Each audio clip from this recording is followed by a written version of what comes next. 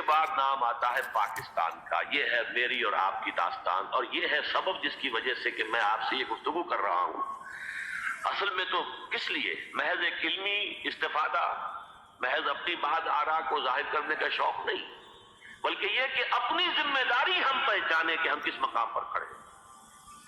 دیکھیے، اس پاکستان کے بارے میں یا ہندوستان کے بارے میں علامہ اقبال نے کہا تھا اپنے ترانہ ملی میں، میر عرب کو آئی ٹھنڈی ہوا جہاں سے، میرا وطن وہی ہے، میرا وطن وہی ہے. اور مجھے بتایا گیا کہ سنن ابی داؤد میں یہ روایت موجود ہے کہ حضور نے فرمایا کہ ہندوستان کی طرف سے مجھے ٹھنڈی ہوا آتی، اگرچہ مجھے وہ حدیث ابھی نہیں ملی ہے، لیکن حزب التحریر کا ایک کارڈ مجھے ملا تھا، تو اس میں اس حدیث کا اور اس میں ابن داؤد ابو داؤد کی روایت کا حوالہ موجود تھا. لیکن میں جو چیز آپ کو بتا چکا ہوں وہ یہ کہ الف ثانی کا پورا تجدیدی کارنامہ اس ہندوستان کی سرزمین میں ہوا. مجدد الف ثانی شیخ احمد سرندی، شاہ ولی اللہ دہلوی، سید احمد بریلوی، وہ تو ہمارے پاکستان میں آ کر جو ہے ان کا خون جذب ہوا ارض پاکستان میں. پھر شیخ الہند مولانا محمود حسن. تحریک خلافت چلی تو صرف ہندوستان میں چلی اور کہیں نہیں چلی. آزادی کی تحریک چلی پوری دنیا میں، وہ نیشنلزم کی بنیاد پر چلی، ملے نیشنلزم، عرب نیشنلزم، ٹرک نیشنلزم. ہمارے یہاں چلی تو اسلام کے نام پر پاکستان کا مطلب کیا؟ لا الہ الا اللہ. پھر پاکستان قائم ہوا معجزے کے طور پر، بلکہ نازل ہوا ہے لیلۃ القدر میں. انا انزلناہ فی لیلۃ القدر، جیسے قرآن نازل ہوا لیلۃ القدر میں، یہ پاکستان بھی نازل ہوا لیلۃ القدر میں. اس کا برقرار رہنا ابھی تک معجزہ ہے. ہندو یہ سمجھتا تھا، کانگریس سمجھتی تھی کہ جھٹپٹ ختم ہو جائے گا. پھر یہ کہ اس کا قرارداد مقاصد کا پاس ہو جانا، مزید بھی اور اضافی دفعات دستور میں آ جانا، اب کمرشل انٹرسٹ کو ربا قرار دے کر حرام قرار دینا، یہ سارے لینڈ مارکس ہیں کہ جو اشارہ کر رہے ہیں کسی چیز کی طرف. معاملہ کدھر جا رہا ہے؟ پھر یہ کہ یہ جو 14ویں صدی کے مجدد تھے شیخ الہند، اس کے بعد سے کچھ ایسی شخصیتیں عظیم پیدا ہوئی ہیں ہند میں، جن کو میں سمجھتا ہوں کہ 14ویں صدی کے مجدد اور 15ویں صدی کے مجدد کے درمیان یہ 15ویں صدی کے مجدد کی راہ کو سیدھا کرنے والے، جیسے کہ حضرت یحییٰ نے کہا تھا میں تو آنے والے کا راستہ سیدھا کر رہا ہوں حضرت عیسیٰ کے لیے، ایسے ہی 15ویں صدی کے لیے امام مہدی کے لیے راستہ صاف کرنے والے سب سے پہلے علامہ اقبال، جنہوں نے اسلام کا تصور دین کی حیثیت سے دوبارہ زندہ کیا ہے، ورنہ اسلام ایک مذہب کی شکل اختیار کر چکا تھا. پھر مولانا مودودی، مولانا ابوالکلام آزاد حکومت الہیہ کے نعرے کے ساتھ میدان میں آئے. یہ اقبال نے جو تصور پیش کیا تھا اس پر عملی جدوجہد کے لیے حزب اللہ قائم ہوئی. نوٹ کر لیجئے 11 برس کا فرق ہے عمر کا علامہ اقبال کے اور ابوالکلام کے. اور 1913 میں جب حزب اللہ قائم کی ہے اس وقت علامہ اقبال کی ملی شاعری اپنے عروج کو پہنچ چکی تھی. پھر یہ کہ علامہ اقبال کے بعد تعمیل جو ہے اس کام کی وہ ابوالکلام نے کی، لیکن روایتی علماء کی شدید مخالفت کی وجہ سے وہ بدل ہو کر چھوڑ گئے، کانگریس میں شامل ہو گئے.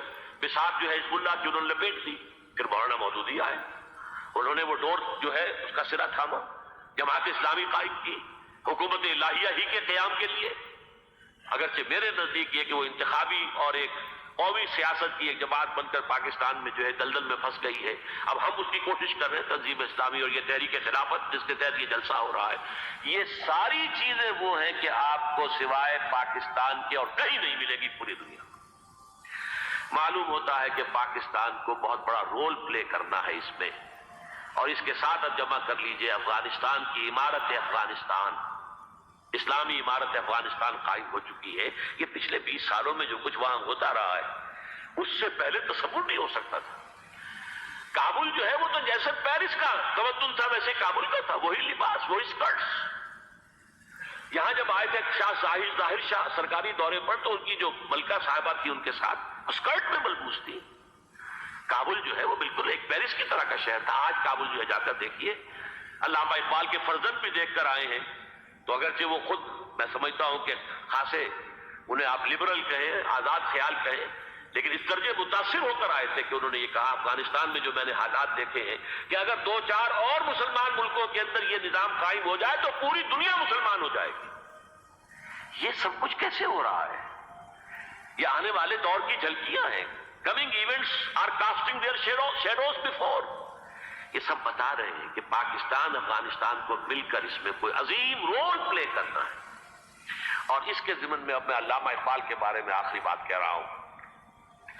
علامہ اقبال کے بارے میں عام یہ خیال ہے، انہوں نے اپنے خطبات میں مہدی کا اور نزول مسیح کا، حالانکہ میں کل پڑھ رہا تھا مولانا سید احمد اکبر آبادی رحمۃ اللہ علیہ کا ایک مقالہ ان کا کہ علامہ اقبال نے ابن خلدون کے بارے میں یہ کہا ہے کہ مہدی کا اور نزول عیسیٰ کا دونوں کا انہوں نے انکار کیا ہے، حالانکہ ابن خلدون نے نزول عیسیٰ کا انکار نہیں کیا، صرف مہدی کا انکار کیا ہے.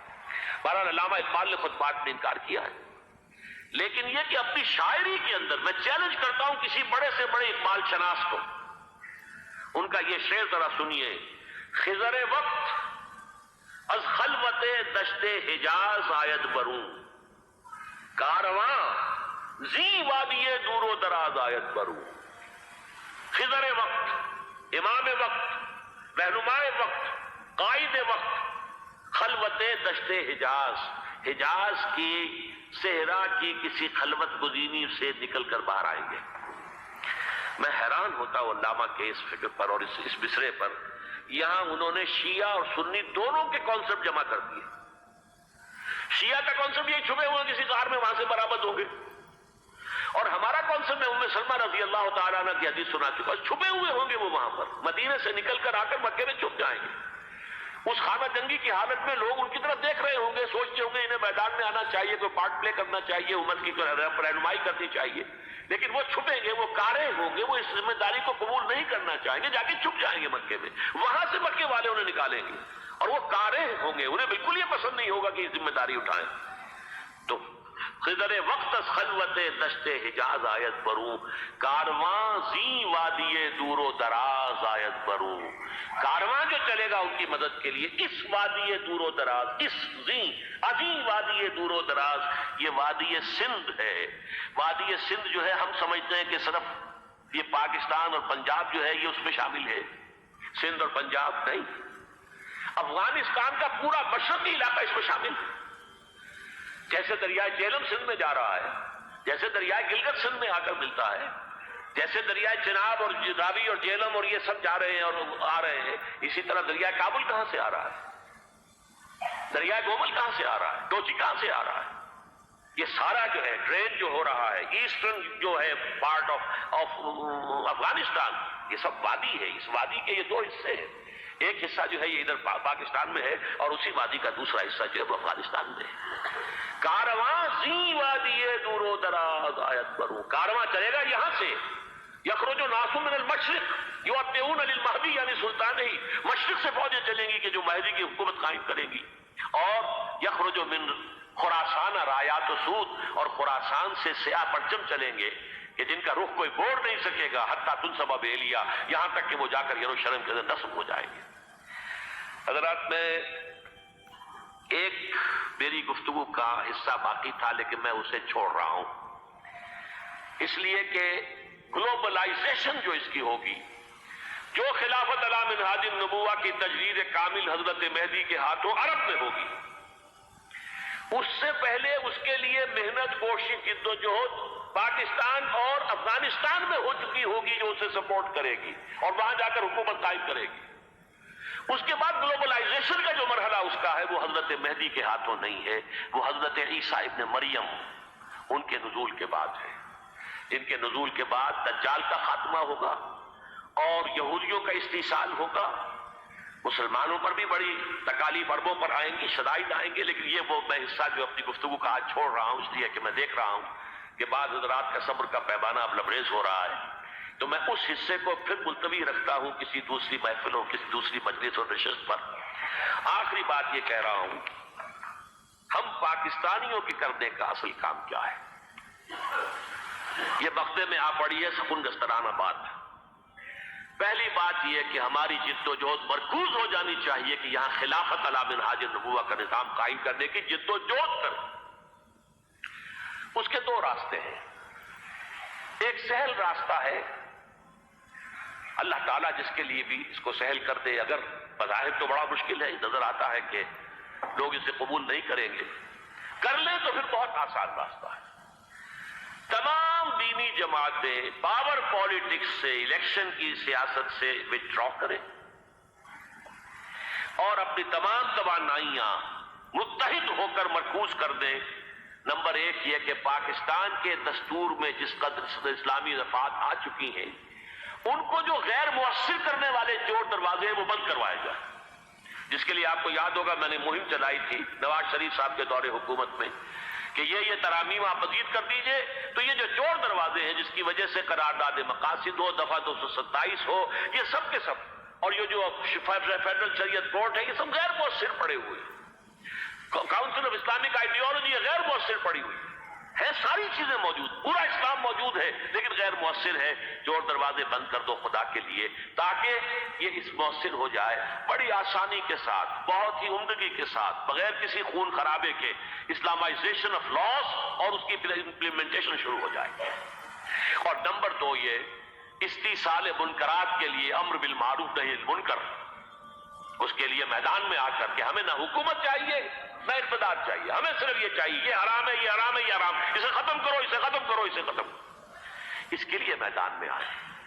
मन रहा बिल्कुल मुनकरन फलयुगय्यिरहु बियदिही फइन लम यस्तति' फबिलिसानिही फइन लम यस्तति' फबिक़ल्बिही। हज़रात अगर ये काम हो जाए